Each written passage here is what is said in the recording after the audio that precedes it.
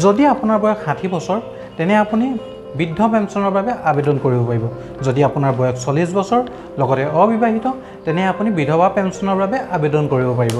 যদি আপোনাৰ বয়স 18 বছৰ লগতে শাৰীৰিকভাৱে বিকাৰগ্ৰস্ত তেনে আপুনি বিকলাংগ পেঞ্চনৰ বাবে আবেদন কৰিব পাৰিব। নমস্কাৰ বন্ধু বান্ধৱীসকল, মই ৰিংকু। আজি এই ভিডিঅ'ৰ জৰিয়তে মই আপোনালোকৰ লগত আলোচনা কৰিম বৃদ্ধ পেঞ্চন, বিধৱা পেঞ্চন নতুবা বিকলাংগ পেঞ্চন কেনেকৈ আবেদন কৰিব। তেন্তে পলম নকৰি আহক ভিডিঅ'টি আৰম্ভ কৰোঁ। যদি আপুনি আমাৰ চেনেলত নতুন তেনে চেনেলটো ছাবস্ক্ৰাইব কৰিব, লগতে কাষতে থকা বেল আইকনটো টিপি নটিফিকেশ্যন অল কৰিব। তেতিয়া আমাৰ সকলো ভিডিঅ' প্ৰথমে চাব পাৰিব।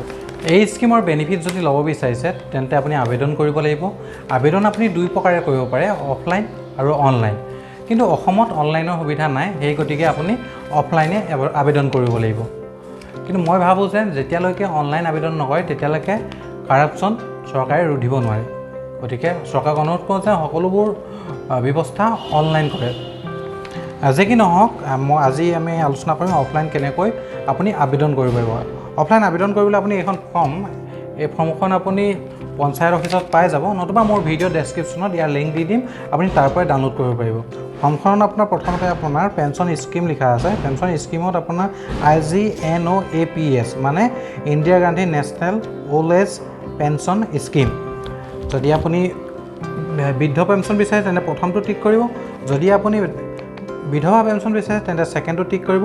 যদি আপুনি বিকলাংগ পেঞ্চনৰ বাবে আবেদন কৰিব বিচাৰে তেনে আপুনি থাৰ্ডটো ক্লিক কৰিব।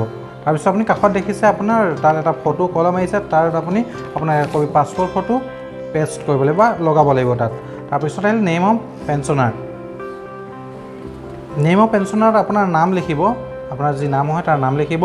তাৰপিছত আহিলে ফাদাৰ্ছ মাদাৰ্ছ নেম অৰ হাজবেণ্ড ৱাইফ নেম, মানে আপুনি ইয়াত আপোনাৰ পৰিয়ালৰ মুৰব্বীজনৰ নাম লিখিব। তাৰপিছত আহিলে জেণ্ডাৰ, আপোনাৰ লিংগ কি, যদি পুৰুষ তেন্তে আপুনি ইয়াত মেল লিখিব, যদি আপুনি মহিলা তেন্তে ফিমেল লিখিব। তাৰপিছত আহিলে date of birth. Date of birth আপোনাৰ proof of birth, birth certificate আপোনাৰ কি ডেট অফ ইয়াৰ আছে সেইটো আপুনি ইয়াত মেনশ্যন কৰিব। তাৰপিছত আহিল কেটেগৰী যদি আপুনি SC হয় SC মেনশ্যন কৰিব, যদি ST হয় ST কৰিব, OBC হয় যদি তেনে আপুনি OBC মেনশ্যন কৰিব।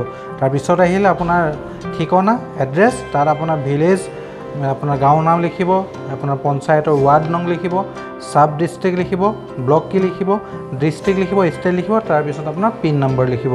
ইয়াৰ পিছতহে আধাৰ নংটো আপোনাৰ মেণ্ডেটৰী নহয়, আধাৰ নংটো আপুনি দিব লাগিব বুলি কথা নাই, কিন্তু ৰেচন কাৰ্ডৰ নংটো আপুনি ইয়াত মেনশ্যন কৰিব লাগিব।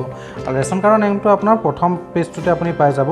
তাৰপিছত আছে আপোনাৰ electoral photo ID card epic নং। এপিক নং মানে হৈছে ভোটাৰ ID যিটো নাম্বাৰ সেইটোকে আপোনাৰ এপিক নাম্বাৰ কোৱা হয়। গতিকে ভোটাৰ ID নাম্বাৰটো ইয়াত আপুনি মেনশ্যন কৰিলে হ'ব। নেক্সট আহিলে আপোনাৰ BPL ডিটেইল আপুনি যিটো চনত এপ্লাই কৰিব সেই চনটো লিখিব। লোকেশ্যন আপোনাৰ এড্ৰেছ লিখিব, লোকেশ্যন আপুনি যিখন গাঁও তাৰ নাম লিখিলেও হ'ব। তাৰপিছত ফেমিলি ID নং আৰু মেম্বাৰ ID নং। ফেমিলি ID নং আৰু মেম্বাৰ ID নং এইটো আপুনি ভোটাৰ লিষ্টত পাব। তাৰ বাবে আপুনি পঞ্চায়ত যাব, পঞ্চায়ত গৈ ভোটাৰ লিষ্টটো চেক কৰিব, তাত আপুনি ফেমিলি ID নং আৰু মেম্বাৰ ID নং পাব। তাৰপিছত লিখা আছে in case of disability person type of disability as indicate in certificate. যদি আপুনি শাৰীৰিকভাৱে বিকাৰগ্ৰস্ত তেনে আপুনি কেনেকুৱা ধৰণৰ বিকলাংগ ইয়াত মেনশ্যন কৰিব লাগিব। মেনশ্যন কৰিবই লাগিব, কিন্তু আপোনাৰ চাৰ্টিফিকেটখনত যেনেকৈ আছে তেনেকৈ ইয়াত মেনশ্যন কৰিব লাগিব। ইয়াৰ পিছত আহিলে details of bank, post office, account of pensioner. যদি আপোনাৰ বেংক একাউণ্ট আছে তেনে আপুনি ইয়াত মেনশ্যন কৰি দিব। ইয়াৰ পিছত আপোনাৰ যদি আপুনি ছিগনেচাৰ কৰিব পাৰে ছিগনেচাৰ কৰিব, যদি ছিগনেচাৰ কৰিব নাজানে তেন্তে আপুনি থাম্ব ইমপ্ৰেছন কৰিব, মানে আপুনি আঙুলি ইয়াত পেষ্ট কৰিলে হ'ব, যাক আমি টিপ চহী বুলি কওঁ। ইয়াৰ পাছত এই সকলোখিনি ফিল কৰাৰ পাছত আপুনি এই এপ্লিকেশ্যনখন পঞ্চায়তত ছাবমিট কৰিব। ছাবমিট কৰাৰ পিছত আপোনাৰ পঞ্চায়ত লোৱাৰ পিছত কিছুদিনৰ পিছত এখন লিষ্ট আহিব। লিষ্টত আপুনি চেক কৰিব সেই পেঞ্চন আপোনাৰ নাম আহিছে নে নাই। যদি লিষ্টত আহিছে কিছুদিনৰ ভিতৰতে আপোনাৰ একাউণ্টত পেঞ্চনৰ যিটো এমাউণ্ট হয় আপোনাৰ 300 বা 500 সেই সুবিধাখিনি আপুনি পাব পাৰিব। আশা কৰোঁ ভিডিঅ' চাই আপোনালোকে ভাল পালে। যদি ভিডিঅ'টো ভাল পালে তেনে ভিডিঅ'টো লাইক কৰিব, লগতে আমাৰ চেনেলটো ছাবস্ক্ৰাইব কৰিব। তেনে আজিলৈ আহোঁ, ধন্যবাদ, জয় আহোম।